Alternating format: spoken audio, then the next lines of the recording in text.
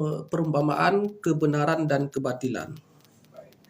Nanti hingga dalam sholat maghrib sudah pukul 18.30. Ya, baik. Baik, terima kasih atas waktunya. Assalamualaikum warahmatullahi wabarakatuh. Alhamdulillahirabbil alamin wassalatu wassalamu ala asyrafil anbiya'i wal mursalin wa ala alihi wa sahbihi ajmain, amma ba'. Puji dan syukur kepada Allah Subhanahu wa taala atas segala limpahan rahmat dan nikmatnya kepada kita semua. Salawat dan salam kita doakan selalu disampaikan kepada penghulu kita Nabi Muhammad sallallahu alaihi wasallam. Baik, pada hari ini insya-Allah kita akan menerangkan sebuah topik tentang perumpamaan kebenaran dan kebatilan. Ya. Hari ini kita akan melihat tentang persoalan kebenaran dan kebatilan yang terdapat dalam surah Ibrahim, ya, ayat 24, ya, ayat 24 sampai 27, ya.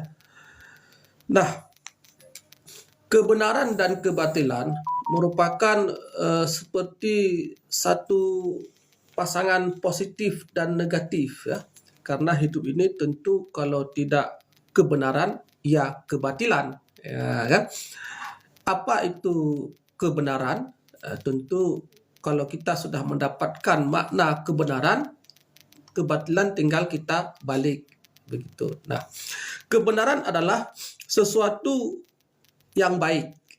Kebenaran adalah sesuatu yang baik. Nah, sesuatu yang baik ini tentu harus ada landasan. Bukan hanya sesuatu yang baik. Sesuatu yang baik yang diperintahkan dalam agama Islam. Itu namanya kebenaran.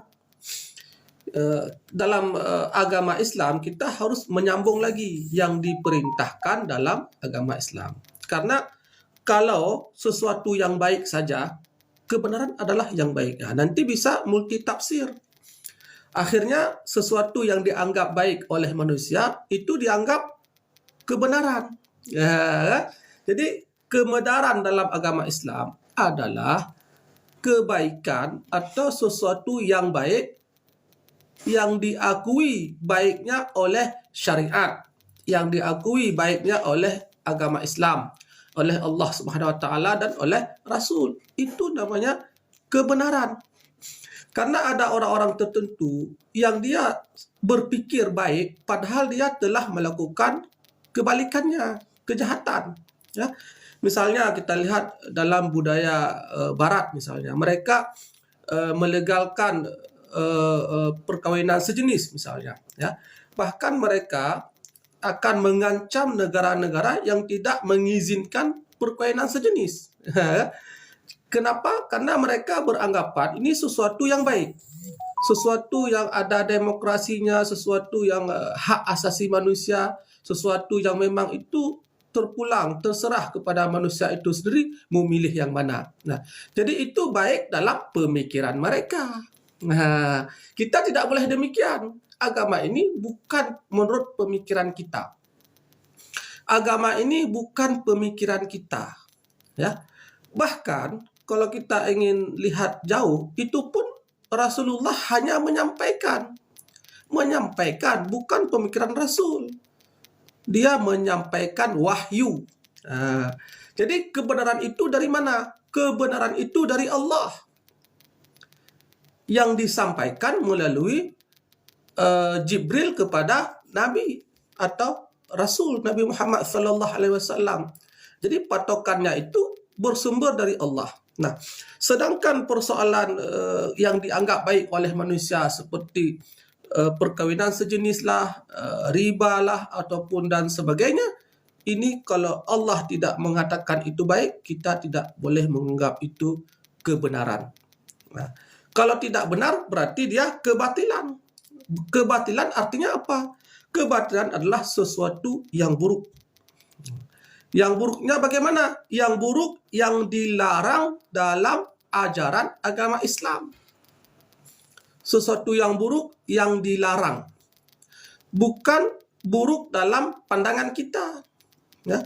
Seperti ada orang yang tidak suka misalnya. Dia tidak suka ada orang yang memanjangkan jenggot misalnya. Itu kotor, itu tidak bersih. Pandangan dia itu buruk misalnya. Ini tidak bisa demikian. Karena itu adalah sunnah. Masalah kita tidak mau sebagainya, ya tidak masalah. Nama juga sunnah. Tapi kita jangan menjelek-jelekkan. Ya. Kita tidak mau berperilaku, berpakaian yang islami misalnya, ya tidak masalah, tetapi kita jangan menjelek-jelekkan. Kenapa kamu berpakaian seperti orang Arab? Agama ini kan bukan hanya untuk orang Arab. Misalnya, kan padahal dia berpakaian tanpa melihat Arabnya, dia melihat bagaimana Rasul berpakaian. Kenapa? Karena mengikuti cara berpakaian Rasul itu adalah sunnah. Itu adalah pahala. Terlepas Arab dan tidak Arab. Sesuatu yang dilakukan Rasulullah, lalu kita ikuti, baik dari segi pakaiannya dan berbagai macam cara kehidupannya, maka kita akan mendapatkan pahala. Dan hati-hati bagi orang yang suka mencela. Suka mencela karena dia tidak suka misalnya. Ya, persoalan tidak suka kita tidak boleh memaksa. Tidak boleh memaksa. Tetapi menjelekkan itu yang tidak boleh. Kan? Islam itu ya sangat demokratis juga, ya. Dia tidak ada pemaksaan, bahkan agamamu bagimu dan agama kita bagi kita. Tidak ada pemaksaan. Ini adalah kurang lebih pemahaman daripada kebenaran dan kebatilan. Ukurannya adalah dilegalkan secara syariat atau tidak, bukan dalam pandangan kita. Nah, berikutnya, setiap mukmin kita diperintahkan untuk istiqamah. Kita diperintahkan untuk konsisten. Konsisten dalam apa? Dalam pendirian, dalam kebenaran, dalam menegakkan kebaikan-kebaikan. Itu harus konsisten. Konsisten dalam beribadah. Konsisten dalam amal-amal sosial. Jadi Islam itu bukan hanya ritual saja, bukan hanya ritual mandiri, perseorangan, tetapi menyangkut juga dengan kewajiban untuk melakukan kegiatan-kegiatan sosial. Ya. Terlibat dalam kegiatan sosial, amal-amal sosial itu adalah bahagian daripada ibadah. Ya. Dalam surah Asy-Syura ayat 15, ya, Allah berfirman, A'udzubillahi minasyaitonirrajim, fadzalika fad'u wastaqim, artinya istiqamahlah. Istiqamah yang bagaimana? Kama umirta, sebagaimana engkau diperintahkan. Wala tattabi ahwa'ahum. Wala tattabi ahwa'ahum. Janganlah engkau mengikuti hawa nafsu. Janganlah engkau mengikuti keinginan-keinginan ataupun sesuatu yang tidak baik. Ya. Berikutnya Allah melanjutkan, wa qul amantu bima anzalallah min kitab. Katakanlah bahwa aku beriman dengan apa yang diturunkan oleh Allah. Apa yang diturunkan oleh Allah? Yaitu kitab. Yaitu pegangan hidup. Kita harus beriman dengan Al-Quran. Ya, karena Al-Quran adalah kitab untuk umat Nabi Muhammad Sallallahu Alaihi Wasallam. Jadi kita tidak lagi memegang kitab yang lain. Kenapa? Karena untuk Nabi Muhammad yang diturunkan adalah kitab Al-Quran. Ya, beriman dengan kitab Al-Quran bermakna mengimani seluruh ajaran, seluruh aspek yang diterangkan di dalam Al-Quran. Yang diterangkan dalam Al-Quran itu ya sangat banyak, mulai daripada persoalan tauhid, ya, persoalan ibadah, muamalah, sampai jihad dan sebagainya, sejarah. kisah itu juga ditulis di dalam terterang di dalam Al-Quran. Ya. Jadi isi daripada Al-Quran ini kadang-kadang kita tidak dapat memahami. Ya, kenapa? Karena Al-Quran ini dalam bahasa Arab, dan untuk memahami bahasa Arab tentu kita harus kuat dalam bahasa Arab. Dan tidak hanya sekedar kuat dalam bahasa Arab, tetapi juga harus didukung oleh ilmu-ilmu alat yang lain. Ya, tidak bisa langsung seseorang mengambil hukum dari Al-Quran. Kalau membaca terjemah semua bisa. Tetapi ada nanti persoalan-persoalan hukum tertentu yang kita tidak mampu. Makanya kita akan melihat tafsir daripada para ulama. Kenapa kita mempercayakan kepada mufassir? Ya karena mereka sudah spesialis di bidang itu. Sedangkan kita spesialisnya bukan itu. Apalagi kita orang Indonesia, bukan latar belakang bahasa Arab. Kita tidak kuat kecuali orang-orang yang memang belajar di pondok-pondok, di pesantren-pesantren dengan ilmu bahasa Arabnya, dengan ilmu mantek, usul fiqh dan sebagainya. Ya, tidak mudah. Nah, nanti ada hadis itu yang akan menafsirkan sebahagian daripada isi-isi Al-Quran. Hadis salah satu fungsinya adalah menafsirkan Al-Quran. Maka ada nanti persoalan-persoalan yang ada di Al-Quran akan diterangkan oleh Rasulullah Shallallahu Alaihi Wasallam. Jadi saling melengkapi. Makanya disebutkan sumber hukum kita adalah Al-Quran dan Sunnah. Berikutnya apa? Ijma. Berikutnya qiyas, itu yang disepakati. Kalau yang tidak disepakati ada banyak lagi, ya. Namun yang disepakati kebanyakan para ulama yaitu 4. Ya, mungkin ada 1-2 golongan itu yang hanya memegang 2, itu terserah, ya. Tapi kebanyakannya itu sampai ada qiyas, ya. Nah, berikutnya wa umirtu li a'dila bainakum. Aku diperintahkan untuk berlaku adil. Ya. Jadi bagi para pemimpin, bagi orang-orang yang diberikan amanah oleh Allah Subhanahu wa taala, itu diperintahkan untuk berlaku adil. Ya. Berlaku adil yaitu berlaku untuk menegakkan peraturan. Adil itu tidak bermakna memberikan keseimbangan ataupun kebersamaan, tidak, dia lebih luas lagi. Ya, menegakkan kebenaran itu adalah berlaku adil, membantu masyarakat, ya, menggunakan kekayaan negara untuk kemaslahatan, itu adalah bahagian daripada berlaku adil. Ya. Maka dalam Al-Quran, kalau kita kembali persoalan kebenaran dan kebatilan tadi, maka di Al-Quran sangat indah Allah mengumpamakan. Sangat indah Allah mengumpamakan tentang kebenaran tadi. Di dalam surah Ibrahim ayat 24, Allah berfirman, A'udzubillahi minasyaitonirrajim. Alam tara kaifa daraballahu mathalan kalimatan thayyibatan kasyajaratin thayyibatin asluha tsabit wa faruha fis sama. Alam tara, tidaklah engkau melihat bagaimana Allah mengumpamakan apa? Mengumpamakan kalimah thayyibah. Kalimah thayyibah yaitu kalimat yang baik-baik tadi. Bagaimana Allah mengumpamakan kalimah yang baik? Kasyajaratin thayyibatin, seperti pohon syajarah.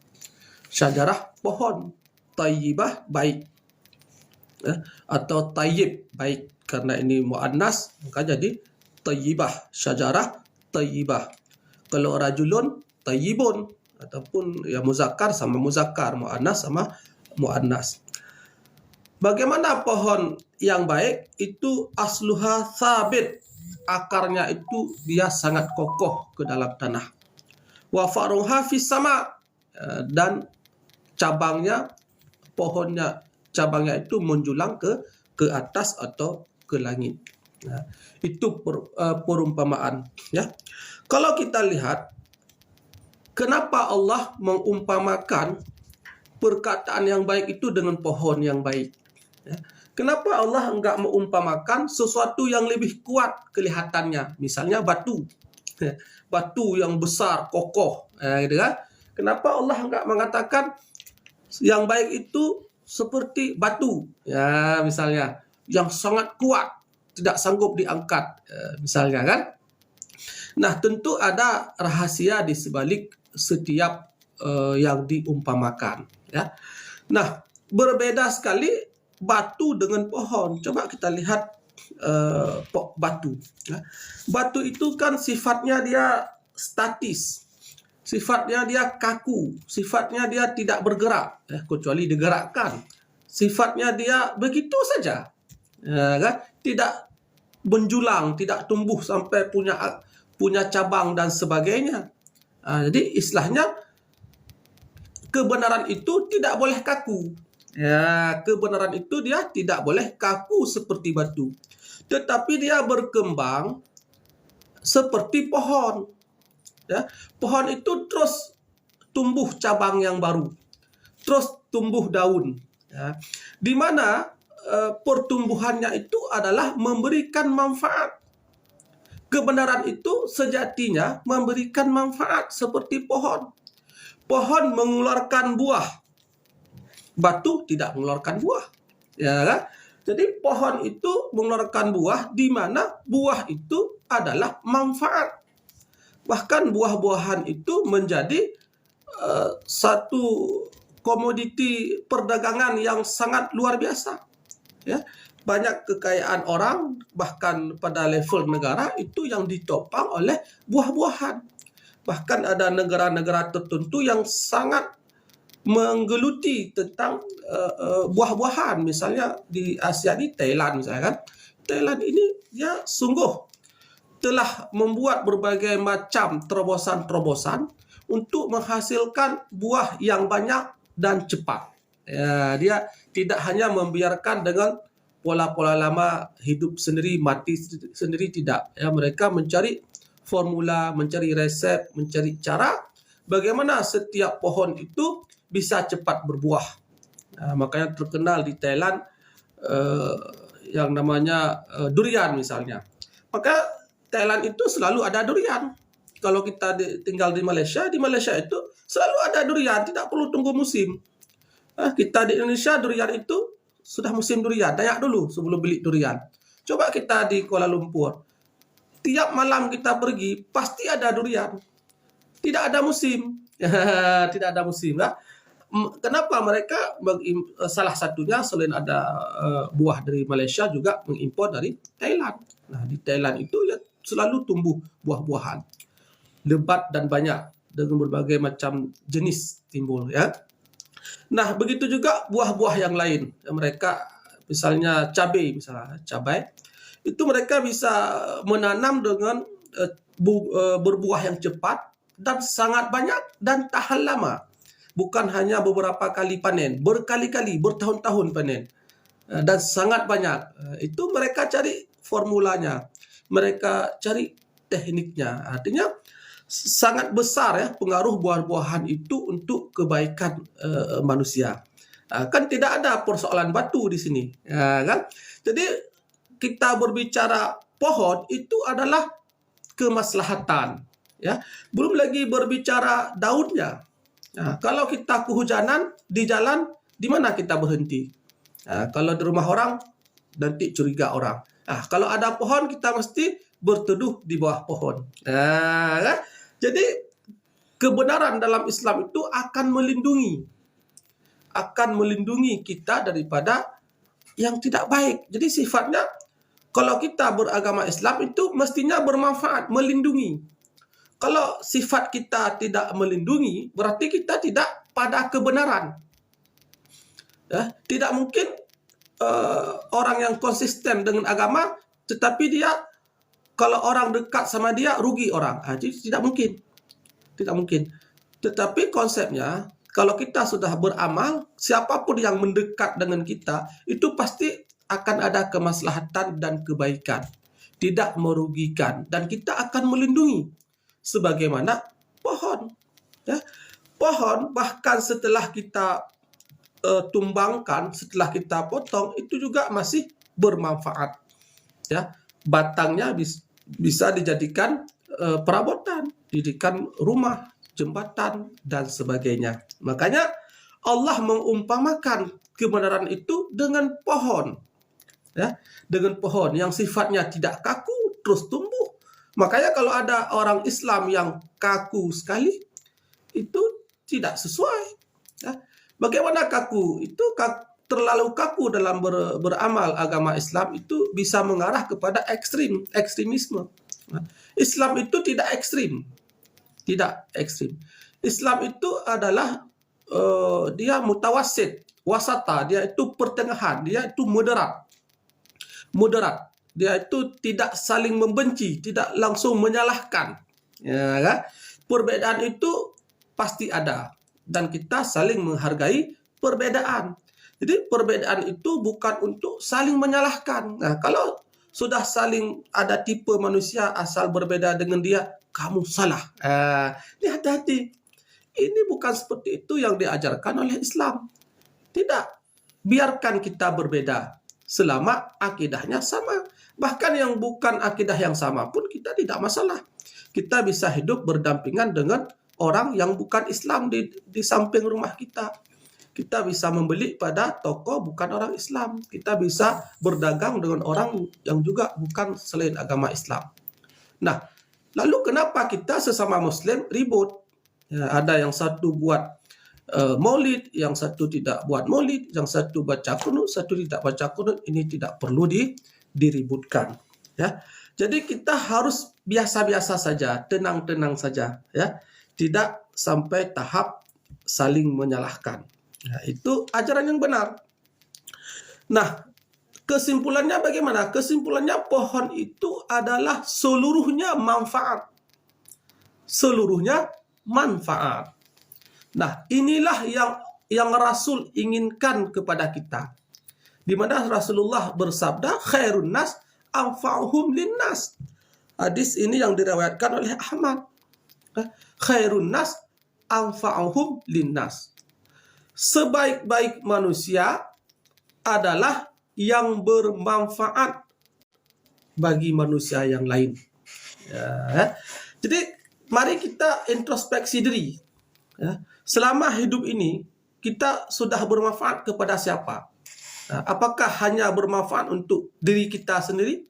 Ya, kita mencari nafkah, mencari uang, dan uang itu hanya untuk kebutuhan pribadi kita. Besok demikian lagi, bertahun-tahun kita mencari untuk diri sendiri. Ya, kita tidak peduli dengan kondisi orang lain ataupun tidak pernah membantu orang lain. Nah, ini tidak demikian. Karena agama bukan hanya persoalan ritual, ibadah ritual saja, tetapi adalah makhluk sosial, ibadah-ibadah sosial. Ibadah anfa'uhum linnas. Artinya segala sesuatu yang benar itu kita dukung. Sesuatu yang salah kita tidak dukung. Ya, tidak dukung. Pro kepada kebenaran dan tidak mendukung kepada kebatilan. Karena mendukung kebatilan ini akan menyebabkan kebatilan itu tidak bisa dibendung. Kebatilan itu tidak bisa dicegah. Ya. Misalnya hari ini yang telah berkembang ya pada masyarakat kita, begal misalnya, ataupun saling mencaci di medsos. Begal, saling mencaci di medsos dengan kata-kata yang tidak baik. Ini adalah kemungkaran. Ini adalah tidak baik. Ini adalah kebatilan. Nah, kita bagaimana bersikap? Kita tidak boleh pro kepada orang tersebut. Kita tidak boleh memuji. Kita tidak boleh memberikan semangat kepada orang tersebut. Tetapi yang harus kita lakukan adalah mengingatkan. Mengingatkan bahwa ini tidak benar. Sehingga bisa putus rantainya. Ya. Tapi kalau kita terus mendukung dengan menyebarkan lagi, ya, meneruskan lagi kepada yang lain, itu apa yang terjadi? Yang buatnya semakin merasa dihargai, ya, dan dia itu semakin mendapatkan keuntungan. Ini harus kita berantas, harus kita stop. karena ini bertentangan dengan ajaran Rasulullah Sallallahu Alaihi Wasallam. Dan tidak ada keberkahan, ya, tidak ada keberkahan bagi kita itu yang suka mencaci maki, ya, yang suka mencaci maki. Yang kita caci maki pun itu belum tentu benar. Apalagi sampai pada tahap mencaci maki orang-orang baik, mencaci maki para ulama, mencaci maki siapapun. Bukan hanya ulama, siapapun tidak boleh. Apalagi ulama, begitu. Karena ulama itu ada suatu kelebihan lagi daripada orang biasa. Nah, mencaci maki para ulama, mencaci maki orang-orang saleh, ini harus hati-hati. Allah akan memberikan hukuman kepada kita. Ya, jadi bagi yang sudah terjebak, mari kita bertobat. Bagi yang belum, jangan ikut-ikutan. Ya, lebih baik hari ini kita menjaga lisan, ya, menjaga lisan. Sebagaimana Rasulullah mengajarkan kita. Bagaimana Rasulullah mengajarkan kita, yaitu mangkana yu'minu billahi wal yaumil akhir falyakul khairan aw liyasmut. Siapa yang beriman kepada hari akhirat, kepada Allah dan hari akhirat, hendaklah dia berkata yang benar. Falyakul khairan, berkata yang benar. Nah, termasuk berkata yang benar hari ini bisa kita kembangkan, menulis di medsos itu yang benar-benar saja, menyampaikan yang benar. Ya. Au liyasmut. Ya, kalau tidak mampu berkata yang benar, ya sudah, diam sajalah. Diam saja. Nggak usah komen-komen. Nggak usah sebarkan. Nggak usah sibuk-sibuk. Karena itu akan membahayakan diri kita sendiri. Ya. Demikian hari ini yang dapat kita sampaikan. Semoga ada manfaatnya, dan mohon maaf atas segala kesalahan dan kekurangan. Kalau ada benar dari Allah, kalau ada salah adalah dari saya sendiri. Demikian lebih kurang. Assalamualaikum warahmatullahi wabarakatuh.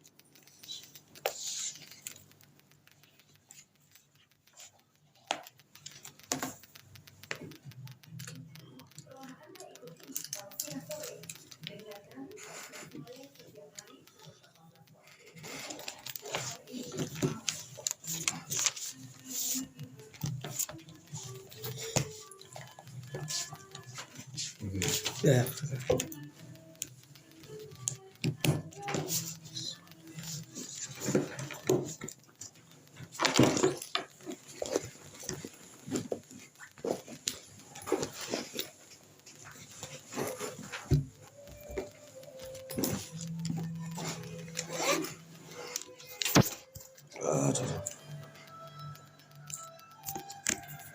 Akhirnya sudah.